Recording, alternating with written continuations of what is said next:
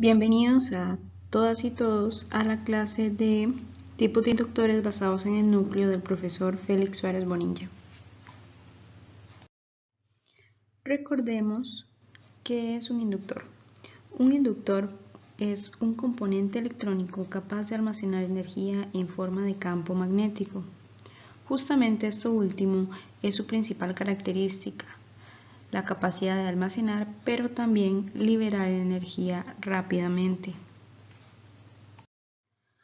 Ahora bien, en esta clase vamos a conocer diferentes tipos de inductores. Los inductores se clasifican dependiendo su material. Iniciaremos el recorrido en inductor con núcleo de aire y finalizaremos con el inductor acoplado. También podemos observar en pantalla que el único que se divide es el inductor de núcleo de ferrita. Este se divide en ferrita blanda y también en ferrita dura.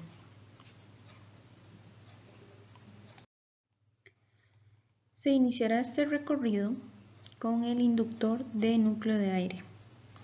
Este inductor tiene el núcleo de cerámica. Este es el material que se utiliza más comúnmente por su coeficiente de expansión térmica muy bajo, por lo que en realidad incluso para un rango de temperaturas de operación, la estabilidad de la inductancia del inductor es alta. También es importante recalcar que no tiene propiedades magnéticas. No hay un aumento en el valor de la permeabilidad debido al material de núcleo, que es la cerámica. Y también es importante mencionarles que su objetivo principal es darle forma para la bobina. Una de sus principales ventajas es que estos inductores son pérdidas de núcleo muy bajas y que se utiliza principalmente en aplicaciones de alta frecuencia donde se requieren valores bajos de inductancia. El segundo tipo de inductor es el inductor de núcleo de hierro. También es conocido como núcleo magnético. Podemos ver cómo se ve en pantalla en la imagen que está proyectándose. También es importante recalcar que el inductor con núcleo de hierro se utiliza en el circuito de filtro para suavizar el voltaje de ondulación. Esto también puede utilizarse en un estrangulador, en la luz de un tubo fluorescente o también en fuentes de alimentación industriales o en el sistema inversor. El tercer tipo de inductor que veremos el día de hoy es el inductor de núcleo de ferrita.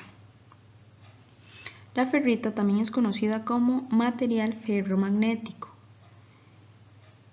Estas exhiben algunas propiedades magnéticas que consisten en óxido mixto de hierro y otros elementos para formar estructuras cristalinas. Se usan principalmente combinaciones de materiales fácilmente magnetizadas, como por ejemplo el manganeso y el zinc y el níquel y el zinc. Las ferritas son principalmente de dos tipos, la ferrita blanda y las ferritas duras. Estas se clasifican de acuerdo con la coercitividad magnética. Recordemos qué es coercitividad. Es la intensidad del campo magnético necesaria para desmagnetizar el material ferromagnético desde el estado de saturación completo a cero.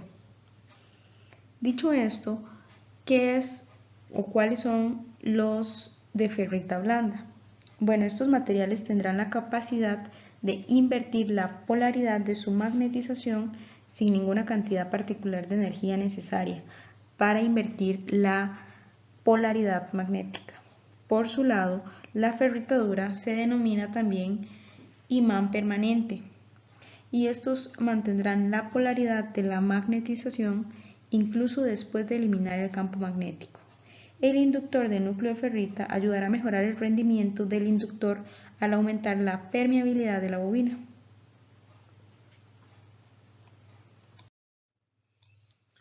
El siguiente inductor es el inductor de polvo de hierro.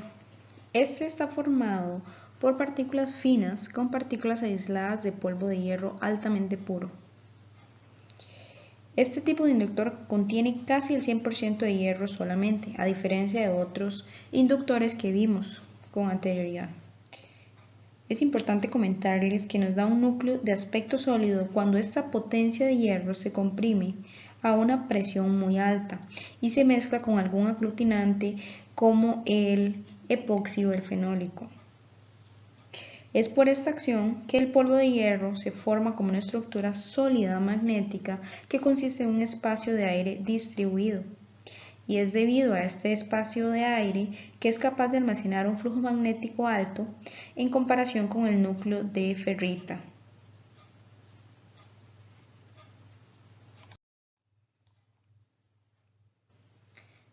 Ahora veremos el inductor de núcleo laminado.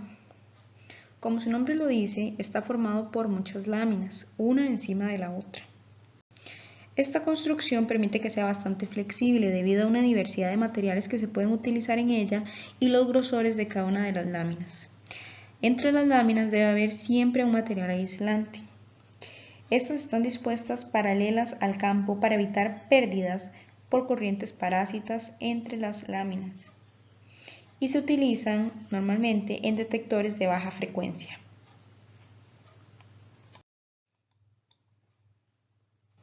Ahora continuamos con el inductor basado en bobina. Como su nombre lo indica, están heridos en bobina cilíndrica. Estos se utilizan principalmente para el montaje en placas de circuitos impresos. Consiste en dos tipos de cables. El primero es el conductor axial y el segundo el radial. Para una mejor explicación, recordemos que el cable axial significa salidas de plomo desde ambos lados del núcleo para el montaje horizontal en la placa de PC. Sin embargo, el radial significa salidas de plomo desde ambos lados del núcleo, pero para el montaje vertical en la placa de circuito impreso. Y esto lo podemos ver representado en la imagen que está en la presentación. Por su lado, el inductor toroidal es muy fácil de identificar porque tiene una superficie en forma de anillo o rosquilla y el alambre está herido en el núcleo. Este inductor tiene altos resultados de acoplamiento entre el bobinado y la saturación temprana y generalmente se compone de diferentes materiales como por ejemplo la ferrita, el hierro en polvo y también la cinta enrollada. Su disposición proporciona una pérdida mínima de flujo magnético que ayuda a evitar el acoplamiento del flujo magnético con otros dispositivos. Y normalmente vamos a encontrar este tipo de inductor en dispositivos médicos, refrigeradores, telecomunicaciones e inclusive en algunos instrumentos musicales.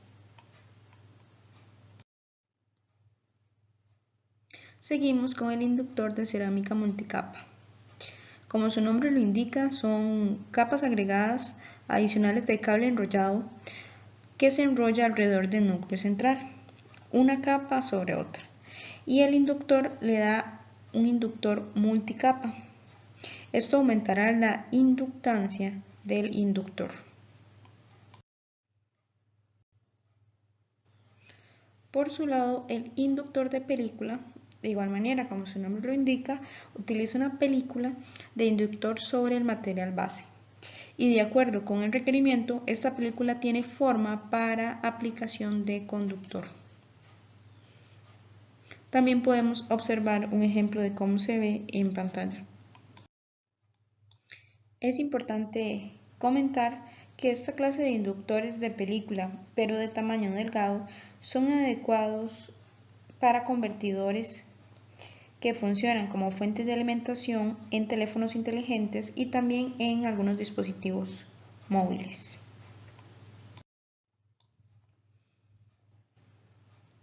Y casi finalizando, tenemos al variable inductor.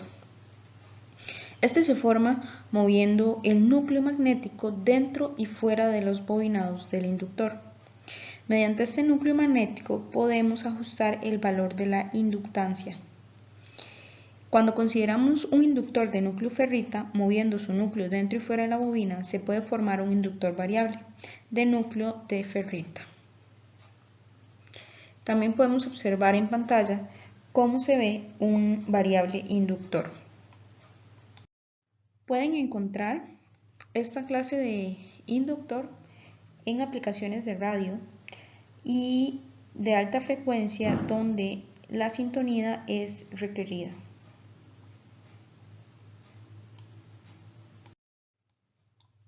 Seguidamente vamos a observar lo que es un inters moldeado. Este tipo de inductor, como su nombre lo indica, está moldeado por aisladores de plástico o cerámica y los van a encontrar en forma de barra y cilíndrica con amplia opción de devanados. El último inductor o tipo de inductor que veremos el día de hoy es el acoplado. Los dos conductores conectados por inducción electromagnética se conocen generalmente como inductores acoplados.